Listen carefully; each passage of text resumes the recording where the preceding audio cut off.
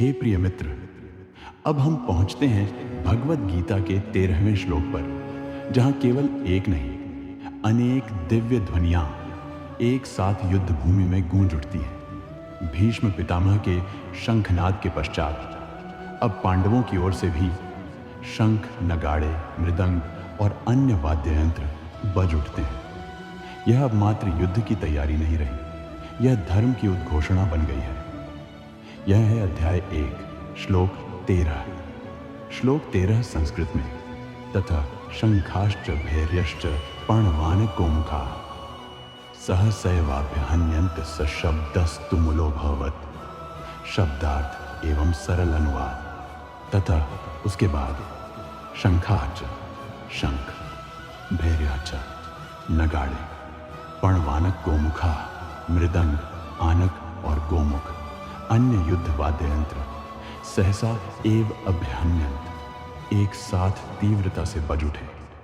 सह शब्द तुमुलः अभवत और वह ध्वनि अत्यंत भीषण हो गई। भावार्थ उसके बाद शंख, नगाड़े, मृदंग, गोमुख आदि युद्ध के अनेक वाद्य यंत्र एक साथ जोर से बज उठे और वह ध्वनि इतनी भीषण थी कि पूरी युद्ध भूमि कांप उठी। भावार्थ विस्तार से। प्रिय मित्र, भीष्म के एक शंखनाद के उत्तर में अब पांडव पक्ष की संपूर्ण सेना जाग उठी। पर ध्यान दो, यह केवल एक पक्ष की ध्वनि नहीं थी, यह थी धर्म का सामूहिक स्वर। इन वाद्य यंत्रों की ध्वनि मन को भयभीत करने नहीं, बल्कि धर्म की चेतना जगाने के लिए थी।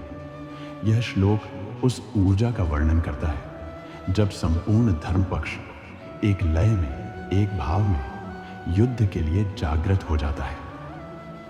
इस श्लोक में छिपा संकेत युद्ध केवल तलवारों से नहीं होता, पहले होता है संकल्प से। यह श्लोक दर्शाता है कि जब धर्म की रक्षा के लिए हर साधन, हर योद्धा, हर भाव एक हो जाए, तब वह ध्वनि केवल शोर नहीं, ईश्वर की प्रेरणा बन जाती है। इस श्लोक से हमें क्या सीख मिलती है? जब सच्चे उद्देश्य के लिए लोग एक हो जाते हैं, तब उनका स्वर, उनका प्रयास अद्वितीय शक्ति बन जाता है। यह श्लोक हमें सिखाता है कि धर्म युद्ध में केवल अस्त्र नहीं, मन, संकल्प और स्वर भी महत्व रखते हैं।